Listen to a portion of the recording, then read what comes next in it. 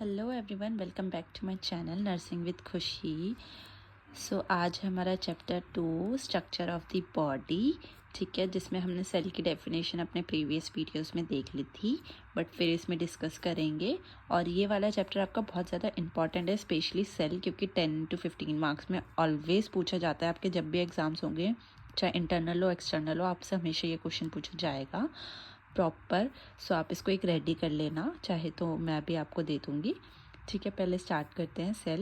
Cell is the basic structure and functional unit of the living organism. जो भी living organism है उसकी basic structure and functional unit है, वो होता है हमारा सेल।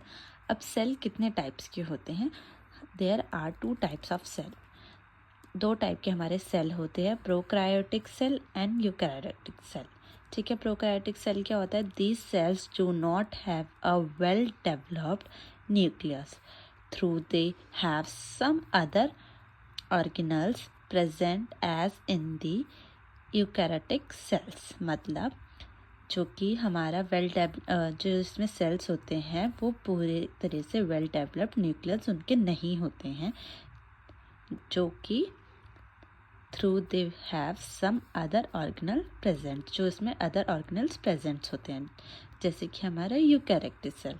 यूकैरियोटिक सेल्स में हमारे वेल डेवलप्ड न्यूक्लियस होते हैं और अदर ऑर्गेनल्स भी होते हैं, ठीक है। ये इन दोनों में थोड़ा सा डिफरेंस है। नेक्स्ट है हमारा फंक्शंस ऑफ सेल। सेल के क्या फंक्शंस होते हैं? Cell growth and metabolism. First function हमारा क्या होता है? सेल ग्रोथ और उनके मेटाबॉलिज्म। सेल ग्रोथ क्या होता है? सेल ग्रो इधर बाय इंक्रीजिंग इट्स नंबर और इट्स साइज। सेल ग्रोथ हमारा इंक्रीज किस में करता है? नंबर्स में और साइज में। किसके वजह से? During the metabolism. मेटाबॉलिज्म की वजह से ये ग्रो करता है। Various anabolic and catabolic process occurs.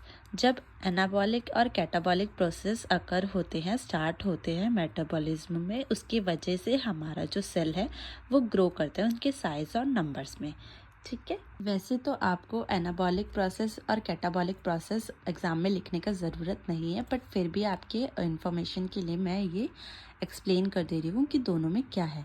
पहले होता है हमारा कैटाबॉलिक प्रोसेस। कैटाबॉलिक क्या होता है? Breakdown of complex molecules occur within the cells to produce energy. Breakdown क्या कर रहे हैं? हमारे जो मॉलिक्यूल्स है उसको ब्रेकडाउन कर रहे हैं ताकि सेल जो है प्रोड्यूस हो सके, ठीक है। फिर उसके बाद होता है हमारा एनाबॉलिक प्रोसेस। एनाबॉलिक प्रोसेस क्या होता है? जब एनर्जी यहाँ पे प्रोड्यूस होनी स्टार्ट हो गई है, ठीक है, मॉलिक्यूल्स की, वो यूटिलाइज करेगा synthesis complex biomolecules and perform other biological functions. क्या करेगा? वो सिंथेसाइज करेगा बायो मॉलिक्यूल्स को और क्या परफॉर्म करेगा? अदर बायोलॉजिकल फंक्शंस को। उसको हम बोलेंगे एनाबॉलिक प्रोसेस, ठीक है। नेक्स्ट है हमारा सेल डिवीजन। सेकेंड फंक्शन हो गया हमारा सेल डिवीजन। सेल डिवीजन क्या होता है? It involves the splitting of a single cell. जो एक हमारा सिंगल सेल है, जब वो स्प्लिट हो रहा है अदर सिंगल सेल्स में होना स्टार्ट हो रहा है, उसको हम बोलेंगे सेल डिवीजन। 1 से 2 बन गए, 2 से हमारे 4 बन गए, इसको बोल दिया सेल डिवीजन, ठीक है। सेल डिवाइड हो रहे हैं, मतलब एग्जाम्पल भी मैंने यहाँ पे लिखा है, mother cell split into 2 daughter cell. एक मदर सेल है जो डिवाइड हो गई है, आगे स्प्लिट हो गई है 2 डॉटर सेल्स में। फिर ये भी हमारी मदर सेल बन गई, तो ये भी डिवाइड हो गई 2 डॉटर सेल्स में, ठीक है। नेक्स्ट है हमारा protein synthesis. It occurs within the cells by 2 major steps. Protein synthesis क्या हो गया? स्टार्ट हो रहा है हमारा सेल्स में 2 बड़े स्टेप से, ट्रांसक्रिप्शन एंड ट्रांसलेशन, ठीक है। फोर्थ है हमारा मॉलिक्यूल ट्रांसपोर्ट। मॉलिक्यूल ट्रांसपोर्ट कैसे हो रहा है? The cell must be able to acquire nutrition and other molecule to survive.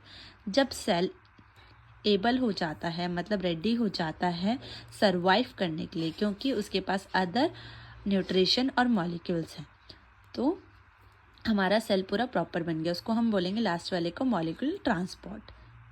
अब यहाँ पर मैंने नेक्स्ट है हमारा स्ट्रक्चर सेल। अब मैंने इनको प्रॉपरली डिफाइन इस वीडियो में नहीं करूँगी, वो मैं नेक्स्ट वीडियो में करूँगी। बेसिकली मैं आपको समझा रही हूँ इसमें कि हमारा कितने टाइप्स के हमारे स्ट्रक्चर हो गए और इसका प्रोड्यूस कैसे होता है, ठीक है, सेल का।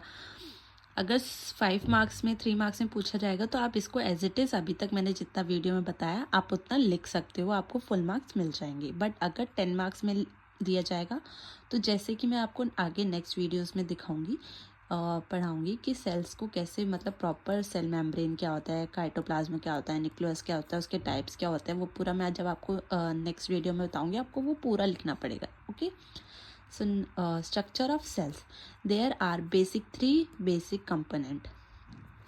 फर्स्ट है हमारा सेल मेम्ब्रेन जिसको हम प्लाज्मा मेम्ब्रेन भी बोलते हैं, सेकंड है हमारा काइटोप्लाज्म, थर्ड है हमारा न्यूक्लियस। इन तीनों को मिला के जो बेसिक कंपोनेंट है वो बनाते हैं हमारे सेल के स्ट्रक्चर को। मतलब स्ट्रक्चर आपने पढ़ा था, याद है आपको, स्ट्रक्चर हो गया हमारी अनाटमी, ठीक है। तो ये हमारी होगी सेल की अनाटमी। सेल मेम्ब्रेन हो गया, cell membrane cytoplasm and nucleus. Cytoplasm में भी हम 5 चीज़ें पढ़ेंगे यहाँ पर, mitochondria, Golgi bodies, lysosomes, endoplasmic reticulum and ribosomes, ठीक है। लास्ट है हमारा न्यूक्लियस, ठीक है। ये हो गया हमारा स्ट्रक्चर्स ऑफ सेल्स। नेक्स्ट है हमारा रिप्रोडक्शन ऑफ सेल्स। सेल का रिप्रोडक्शन कैसे होता है, सेल डिवीज़न। सेल डिवीज़न, पहले तो सेल डिवीज़न क्या होता है, ठीक है। सेल डिवीज़न अभी हमने पढ़ा था, 1 से 2 में स्प्लिट हो रहा है, वो है हमारा सेल डिवीज़न। सेल डिवीज़न होता कैसे है, माइटोसिस एंड माइसोसिस, ठीक है। ये दोनों प्रोसेस होता है, पहले माइटोसिस होता है फिर माइसोसिस होता है, तो इन दोनों से हमारा सेल डिवीज़न का प्रोसेस होता है जिससे हमारा एक न्यू सेल बनता है। माइटोसिस में क्या होता है, प्रोफेस होता है, फिर मेटाफेस होता है, फिर एनाफेस होता है, फिर टेलोफेस होता है। ये 4 प्रोसेस होते हैं, तब तक हमारा आ जाता है माइसोसिस फेसेस। आपको ये वीडियो अच्छा लगा हो तो प्लीज़ लाइक कमेंट शेयर कीजिए एंड अपने दोस्तों के साथ शेयर कीजिए और मुझे फीडबैक दीजिए कि आपको और कैसे डिटेल्स में वीडियोस चाहिए। Thank you.